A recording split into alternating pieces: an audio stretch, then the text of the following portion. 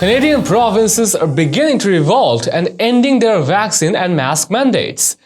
Justin Trudeau's coalition in the Canadian Parliament is even showing signs of crumbling as a Liberal MP is announcing his defection from the pro-mandate side. According to National Telegraph's report, Joel Lightbound came out and held a press conference about what he called the politicization of the pandemic. Lightbound explained at his press conference that over half of the population want the vaccine mandates and passports lifted. Take a look. Confused when they hear Dr. Tam state last week that all existing public health policies, including vaccine passports, need to be re-examined, and that we need to have longer-term, sustained approaches and capacity building so we're not in crisis mode all the time as we fight this virus.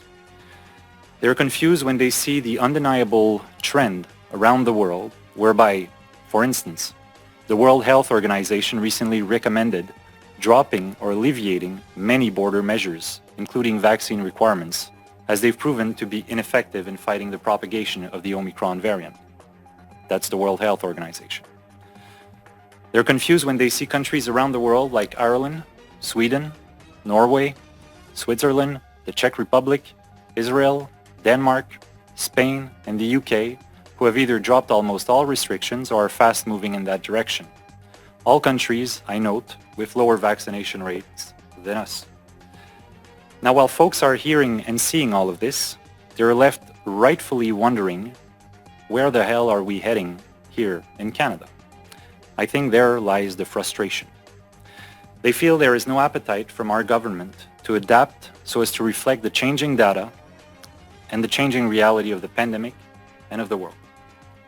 They're worried that measures which ought to be exceptional and limited in time are being normalized with no end in sight, like vaccine passports, mandates, and requirements for travelers.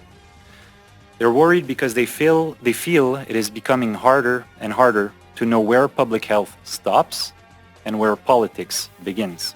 Another member of Parliament, a Conservative in the House of Commons from Manitoba named Raquel Dancho, laid into Trudeau in an impassioned speech for being so far behind other advanced countries in concluding that authoritarian COVID policies don't work. Watch. We are one of the most vaccinated countries in the world, and this government continues to use that as a bludgeon to get people to submit to their policies. I've never thought that entering politics 2.5 years ago at a federal level, we would see a government that was so keen to divide Canadians on something so deeply personal. And as I've said before, and I'll say it again, I denounce any hateful and violent act outside. Whoever is up to no good, who's ever up to that kind of mischief and that kind of hateful rhetoric and those actions, shame on you. But what I'm seeing across the country is people mobilizing because their governments have not listened to them for 2 years. They've been experiencing trauma for 2 years, and no one is listening to them. And so what choice do they have left? These people have all emailed their MPs. They've called them. They've been turned down by their MPs. I'm sure there's members of the public from Papineau, from the Prime Minister's riding, who've reached out, who have a different perspective on this, who've been traumatized and fired from their jobs for a personal health choice. There are millions of Canadians, millions of them, that have been deeply ostracized from society. And when you don't listen to those people, they mobilize. And we've seen protests across this country for over a century. And rightfully so, we have the right to peacefully protest. And I would ask the protesters outside that they do their best and stay vigilant to stay peaceful. But we are seeing other governments around the world step up with lower vaccination rates and say, look, we hear you, you've been traumatized, we're moving forward. Here's the deadline. This is the plan. No more mandates, no more masks, no more distancing. You can travel, you can live your life, you can hug each other again. Here's the date. This is the plan. Here's the thresholds. None of that in Canada. Absolutely none of that from the Prime Minister.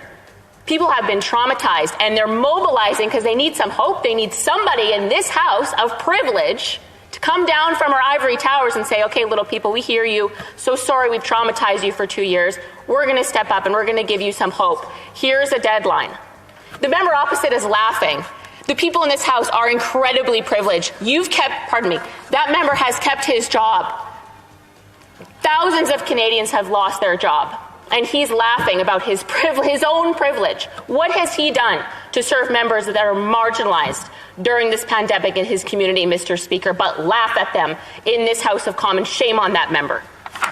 I would ask this government to do everything they can. I asked them this 2 years ago in the House. Go to other countries, see what they're doing. What are the best practices? How is it that other highly advanced, developed nations like the UK, Ireland, the Netherlands, Norway, Denmark, Germany, Sweden, Switzerland, the United States, how is it that they have all the same tools we have, they have all the economic resources we have, their citizens have done all the work and made all the sacrifices? Why is it that those citizens get a plan for hope of when we get back to normal, when we get our lives back, when the people outside, you think they want to be here, Mr. Speaker? Those people don't want to be here. They want to be working, but that right was taken away from them. When is there going to be a plan from this Prime Minister? When is there going to be compassionate leadership to say, this is it, you've done the work, here's the tools, we're moving forward?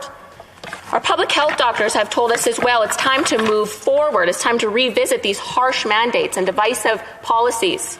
Mr. Speaker, I will just end on this, and I'm very passionate about this. I think we all are from our different perspectives, but I will say I will continue to be a bridge builder, to reach out, to try to understand where others are coming from, and it would just be incredible if we could see members of the Liberal Party of the Prime Minister do the same. Time to build a bridge, Mr. Speaker. As far as Justin Trudeau's stance is concerned, he made provocative statements and threatened the Freedom Convoy with state force if they did not end their peaceful protests. Trudeau also shows no willingness to lift the vaccine mandates, signaling ominously that they are preventing more coercive measures. He insisted that it must stop. Take a look. Individuals are trying to blockade our economy, our democracy, and our fellow citizens' daily lives. It has to stop.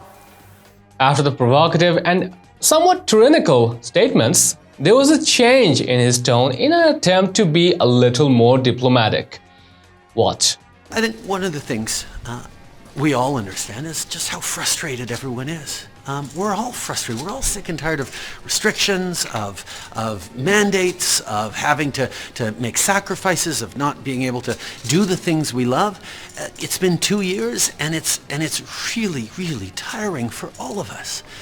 This government has been focused every step of the way on following the best science, following the best public health advice to keep as many people safe as possible. And quite frankly, it's worked. We've seen the curves lower in Canada than elsewhere. We've seen lower death rates. We've seen quicker economic recovery because Canadians stepped up, because Canadians got vaccinated. And I can understand frustrations with mandates, but mandates are the way to avoid further restrictions or having to be restricted. As people get vaccinated, as Canadians have gotten vaccinated, we've been able to get through things. And this team is going to stay focused on doing exactly that.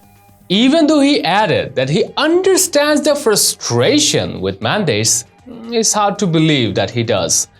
Well, we'd like to know your thoughts and responses. Share them in the comments down below, and also share this news and show us support through subscribing to our channel. Stay tuned for the real stuff on Next News Hour.